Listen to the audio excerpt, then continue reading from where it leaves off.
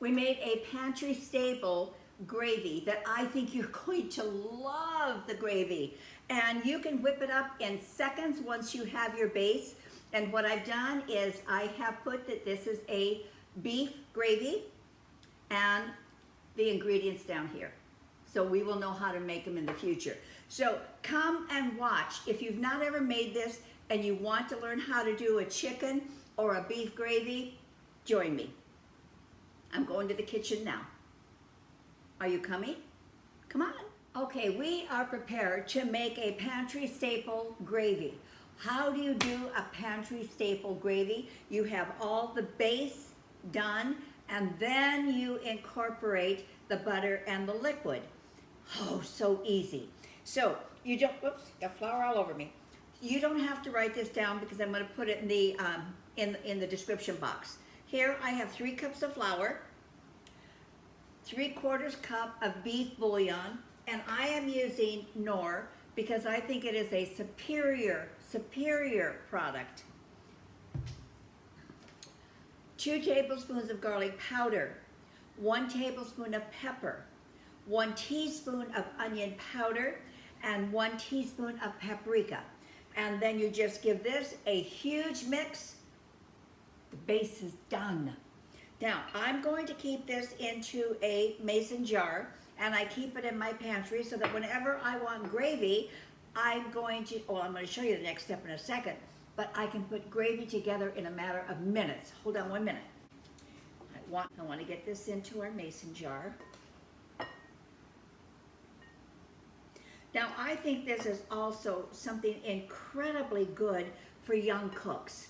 I will tell you, making gravy for me, the whole time I was trying to learn how to cook, was extremely difficult for me. Very, very difficult. And now this is foolproof. And it's also really good, like if you want to increase the volume of your gravy. This is the beef gravy, but you can just get the Knorr chicken, and now you have a chicken gravy. And I'm using that for Thanksgiving. I'm making a 23-pound turkey. I've got all the drippings from that, but I never have enough gravy because my family loves the gravy. So I'm going to make this gravy, I'm going to add it to the drippings gravy. It will be more than enough gravy, and it will be absolutely delicious. All right.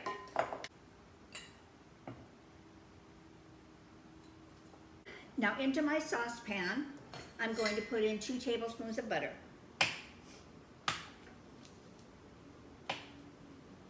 We're gonna let that melt down. You're coming home from work and you're tired, or you need something to just get on the table quickly, and you want it to be good and nourishing. This is fantastic, and your family will love it. Now to this, I'm going to add 2 tablespoons of our base. And we're going to let that cook. It'll get very lumpy, don't worry about that, that's the way it's supposed to be. But you want to cook this for a couple of minutes because you want to get the raw taste of the flour out. I'm a little hot here. Alrighty, now 1 cup of water. And I put it in a little bit slowly. I don't dump the whole thing in at one time because I just think it's a little bit easier to control it. When you can make gravy on a weeknight in less than 2 minutes, you guys, that's a keeper recipe. Now you just want to cook this for another few minutes until it starts to get thickened. And when it's at the thickest level that it's going to get with the 2 tablespoons, if your family likes it a little bit thicker, maybe another 1/4 teaspoon of mix in there would be fine for you. This is the way we like it, so that's the way I make it.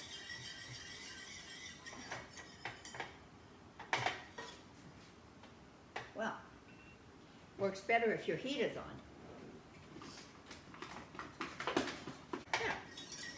I thought that was taking a little bit too long.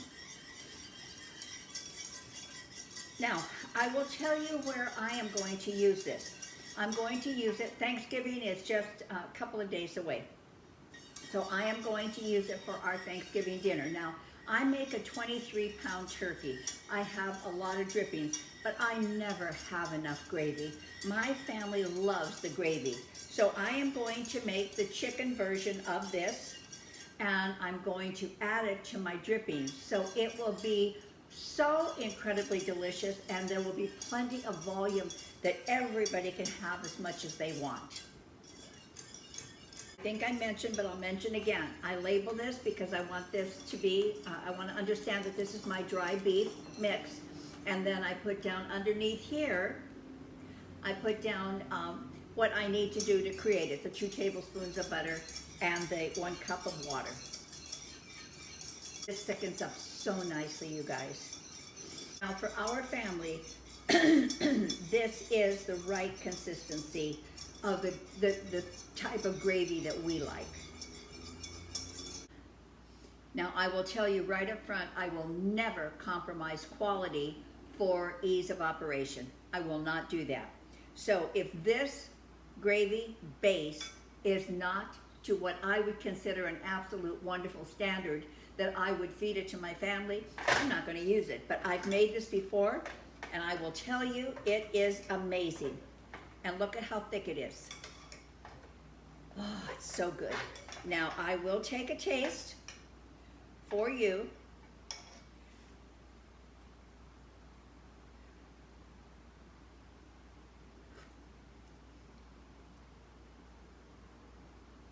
Perfect. It's absolutely delectable and perfect. I think you'll enjoy it. And again, I don't know if I said this before, but for the new cooks, you guys, if you're brand new, don't stress. Just try this because it's fail-proof. You're not going to have lumps, and you're going to have good flavor in it. So, with that being said, I will ask you to subscribe if you haven't done so. If you would like to hit the like button, I would appreciate that. The ingredients I'm definitely going to leave below for you. And you have a wonderful Thanksgiving. I am going to do this in a chicken portion added to my drippings. We are going to have an abundance of gravy. Thank you so much. Happy holidays to you. Bye.